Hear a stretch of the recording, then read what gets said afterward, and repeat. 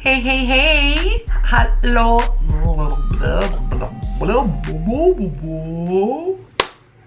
Hola, hola. Happy whatever day it is that you're going to be watching this video. My name is Marisol Ruiz. Marisol says it all.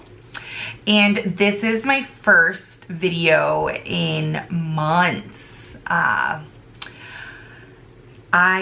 It's been a while. There's been a lot to digest and to process in my world, and my complete purpose for this channel and making these videos is to be a human that says it all and shares her stories in hopes that someone else feels valued, heard, understood, safe, because I cannot be the only one that faces these type of struggles or decisions or thoughts or emotions or whatever it may be. So for those that are just watching this video or watching me for the first time, hi, it's so nice to meet you. You are safe, valued, heard, and understood here. I just wanted to kind of give everyone a little update. I have spoken a little bit about it on my Instagram, but I haven't like fully deep dived into everything that has been happening in my life, whether it be difficult or really, really awesome. So I have a little post-it note so I can remember what I want to talk about and not go in tangents, because I know myself and I love to talk, so I know that that's gonna happen. Also, as if some of you watched my stories for Christmas, my sister and my brother-in-law that I absolutely adore, and they're giving me a baby soon because she's 37 weeks pregnant, so soon I'm gonna have my baby. It's my baby, it's not hers. Just kidding, it's all of ours. She bought me an air horn, so you guys are probably gonna hear it a lot though. I definitely use it at work now. I've incorporated more of myself, my authentic self at work. So the first time I ever used it was in a huge meeting, like even my senior vice president was in there, lots of leadership, and everyone loved it. So I'm probably now the air horn marketing like queen of the company where I work at. So, but I just love it because I try to say it, and it just sounds like not the same. So anyway. So where have I been? For those that are interested, or for those that don't really care, it doesn't matter, because you're watching this anyway and you're gonna want to care because you're gonna understand me and we're gonna understand each other, and you're gonna understand you even better. So where have I been? I think before I can say where have I been these past few months, I need to kind of go back to like 2020. I know we never want to go back to 2020. Believe me, I'm scarred too. I just kind of wanted to focus on the last 3 months. So in November, I launched my new brand. I launched my podcast, my YouTube, my Facebook page, and I did this awesome photo shoot for my birthday and just my brand, right? Marisol says it all. That is my favorite brand that I could have ever thought of, because it truly is me saying it absolutely all. So, man, was I on a high, like high of really feeling like I was in my purpose. I was in the Latina Business Academy, hashtag amazing, and by the Latina Business Coach. And I just met so many strong, amazing women, sisters through LBA, and man, I was just feeling super empowered, felt powerful. And then my podcast were like, I had 500 downloads. Like, I was literally so grateful that people were tuning in, and at the same time people were reaching out saying, oh my gosh, like I understand, oh wow, like I feel the same way, or thank you for explaining, whatever it may be. So come December, at the end of December, everything got really hard for me to do. Like, I started like being scared of recording videos. I started being really self-conscious about my podcast, like thinking I have no idea what I'm gonna talk about, when obviously there's so much to talk about. And even content, like I didn't even know what to post. It all felt so fake to me, right? That perspective was why am I doing this, right? So how can I possibly be doing this when I feel so scared? So I kept saying, I'm gonna have a podcast out soon. I'm gonna do it, because sometimes I love holding myself accountable by sharing what plans I have, and typically that's worked before. So then New Year's, very low key, and then, well, actually, New Year's was kind of rough. Francisco and I had an argument, and it was kind of but relationships, what are you gonna do? So I started like having difficulty, like even waking up, like wanting to get out of bed. It started to get really hard to even want to shower. It was just like something slapped the shit out of my face and like left me dizzy, confused. I stopped really wanting to eat, or I would binge eat. And I just wasn't feeling right. And it got to the point where I think we were trying to get volunteering for the vaccine, and I was trying to work with Francisco in his schedule, and he was just really, you know, frustrated because he was trying to reschedule one of his clients, and I like just like nothing that I needed to be upset about, because yeah, like if you have to reschedule your clients, like I get it, it's your business. But I had a full-blown meltdown, like hysterically crying, banging my wrist to I was here at the office, I was like banging my wrists and just crying hysterically, like shaking, not able to process emotions. And I literally just felt like I was on like como disco rayado on like my, what is it when your CD, it has like, you guys don't know because no one knows CDs anymore. Just I felt like I couldn't even process thoughts, like I was just a broken record. That's what I meant, broken record. So it just got to the point where I just even felt it at work. Like I couldn't process. I started getting really nervous every time I emailed someone or I got a project, or everything just felt so fucking heavy. And even just talking about it, like it makes me feel like, oh, it's so hard to bring it up, but I know I'm healing and it's a process. So I ended up making an appointment to see a psychiatrist that my sister had recommended, and I started seeing my therapist again.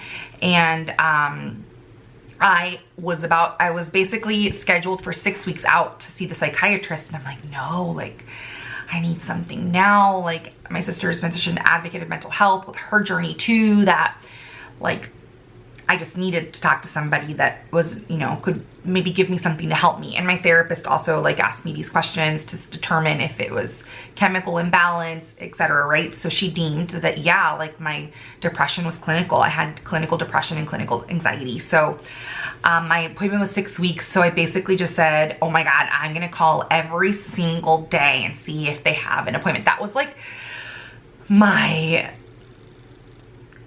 what's it called? That was my dire need, like my desperate need to meet with someone and get help, that I kept calling every single day, needing the help. I took a few days off work.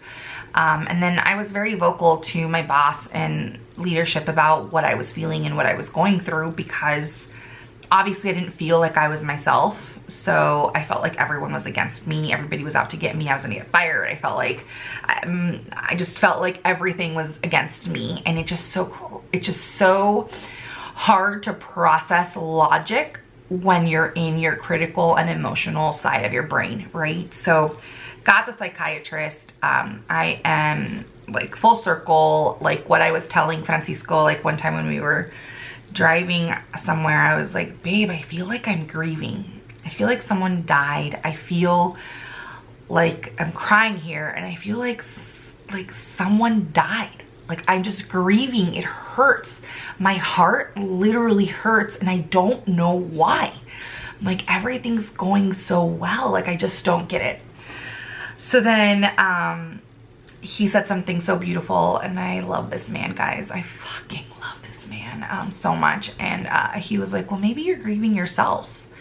Maybe your old self is gone, and you are grieving your old self because you are doing a lot of things that you've never done before, and you're just letting her go. And making the choice to letting her go is like grieving. So I'm like, fuck, like, yes, like, oh my gosh, that's it. Like, I get it. That's exactly what's happening. Like, I'm letting go of the narrative that I have to be perfect, or that I have to be providing content all the time, or that I have to be this persona, that I have to always be perky and friendly and bubbly and be the entertainment in any location I go, etc. Right? So I was like, oh my gosh, like, that's true. So then I was talking to my mom about it, and then she's like, see, mija, like, that's exactly what's happening. And now you're it's like a rebirth. Like, you are becoming you, like who you authentically need to be. So I'm like, right? Like, grieving, but also uncomfortable because of who I'm becoming. I technically, deep down, I'm sure my intuition and my higher self knows her, but I've never really met her. I don't know this Marisol, right? And so I told my therapist all of this, and she was like, well, think about it. Do you think the caterpillar, when it's gonna become a butterfly and is in the cocoon, do you think it knows like that it's going to be a butterfly? She goes, no, she believes in the change of her body and how the caterpillar is going into this cocoon. And in this cocoon, there's stillness. In this cocoon, there's just time to process and this caterpillar doesn't even know it's gonna be the most beautiful butterfly. And fuck, like, that just was what my soul needed to hear. Terry is the most amazing therapist. I'm so grateful for her. And that's exactly what I felt. So my medication is fantastic. I am not one to be shy to tell you what I take. I take an antidepressant for the day, and then at night I take an anxiety med, and I take a nightmare medication, and I take a like trazodone, like a sleeping medication. And all of that because I started feeling really great during the day, and then at night I started having really bad anxiety and really bad dreams. I'm like, oh. So my psychiatrist, mentioned that sometimes our unconscious has anxiety, and that's where it shows. So I am still, with my primary care doctor. I also want to do a sleep apnea test because Francisco says I snore, but I don't think I do. Yeah, I know I do. So just to make sure that my sleeping is okay. So I'm doing really well there. And really, it just feels like I'm I wouldn't say a brand new person. I'd say I'm closer to my real me than ever before. Again, removing the narrative that I have to be who people expect me to be.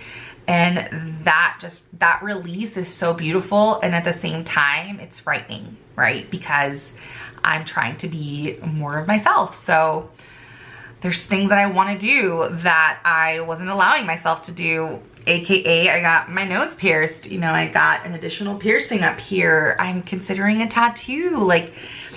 But I'm doing everything in the mindset of, what do I want? Like, who do I want?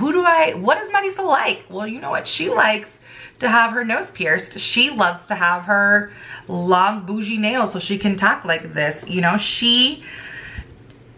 She likes to be aware of her emotions and understand that she's not perfect and she'll never be perfect, and understanding the trauma of why I want to be perfect and what has happened that has led me to this. And so just letting you guys know, I have an amazing therapist, amazing psychiatrist, and now I just really need to focus on my weight. I love my curvaceous body, and I'm at 300 pounds taking blood pressure medication. So while I know I am fine, and my man knows it too, I want to be healthy. And why? Because I'm going to be 35 this year, and because Francisco and I want to try to have babies. So I am already working on my mind. I'm working on my spirit. Now I got to work on my body. And I know that focusing on my mind and my spirit first will allow me to really give it my all with my body, and that's where I'm at. So that's that part. Let's see, where have I been? How did 2020 go? Depression, anxiety, therapy, talked about work. Life coaching, I am still in my certification program. I am a little behind, and I'm giving myself grace, but I'm loving it. It is so fucking awesome. So I'm so excited that I have not started officially coaching. I will be though. For my curriculum, I need 60 hours paid. So I'm gonna be launching it this summer. Way more information to come for that, but for now, just know that I am gonna be launching my business in the summer. On top of that, my friend and I are starting another business together. So that's really fun. A lot more information to come soon. We're just barely starting to build our strategy and understand how everything we want it to flow. So I can't wait to share that too. And this is all coming from not giving a damn, trying it. What's the worst thing that can happen, right? So it feels really freeing to just try new things that before I didn't want to, because I was like, oh, I'm not gonna do anything about it. It's not gonna work out. Now I'm like, okay, well, let me see it not work out. I bet. What's that TikTok, like the novela one? Like, oh, you're saying that my business isn't gonna work? Well, how do you know? You know that thing? It's really funny. And then I am also starting another little mini side business. I have so much clothes that I've purchased saying, oh, when I lose weight, I'm gonna wear this, I'm gonna wear this. And then it just got so depressing to go into my closet. There's so many tags of just clothes, like curvaceous, beautiful clothes. And your girl likes to shop. So I'm starting like a closet. Like I wanna start selling my clothes, because there's a lot of us that have real bodies and that it would fit you, because it doesn't fit me right now. So whenever it does, when I lose the weight, I'm gonna wanna buy new clothes. So I'm letting it go, freeing that part of me and just letting it go so I can make more room when the time comes that I'll fit into the clothes. But I'm tired of seeing clothes that doesn't fit me. It just really is a trip. I don't like it and it's not worth it. So doing that. My mom, as most of you may know, she had a really big scare, a brain bleed, in the last week of February. So I just want to let you guys know that she's doing so good. She cut her hair super short. I don't know if you guys are going to be able to see it. Let me just show you really quick. So the hardest thing for me, obviously, was knowing the severity of this brain bleed, right? Like, here, I'll show you guys a picture. Can you see it? Can you see? Oh, I don't know if you'll be able to see it. It's too bright. Can you see it? Can you see it? Oh, look how cute she looks. Hi, mommy mucha. So, she had to cut her hair because they made burr holes, like holes here, so the blood can come out.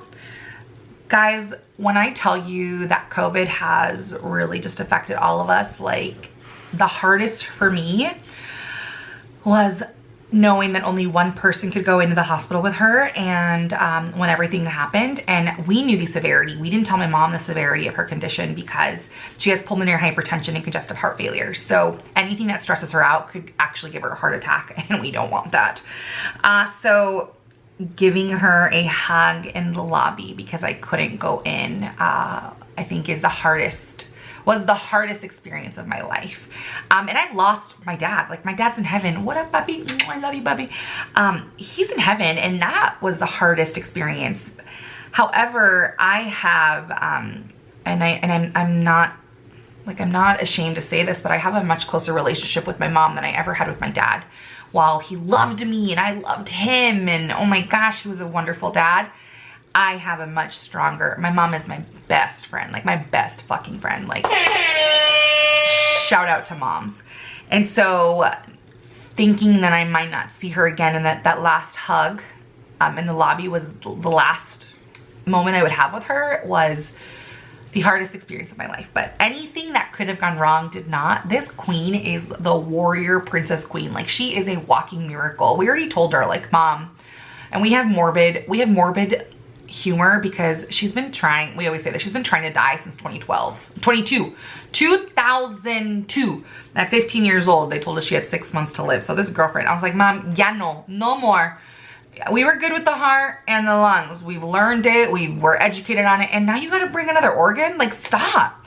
And then we were just joking around with her, telling her, like, oh, you wanted one more. Like, everybody pay attention to me before the baby came. Okay, we get it. All eyes on you. Now stop it. So we just joke around. But she's doing really well. Thank you so much for all your prayers and thoughts and everything. I love you all so much for that. Sister's doing good. We had an amazing baby shower for her. She's gonna give me a baby. His name is Mateo Daniel, better known as Marisol Alicio, so he's coming soon. And Francisco Isaula, known as the AZ Bearded Realtor, is just a fucking doll. This powerful, strong man that in his gentle, bare way just has held me throughout my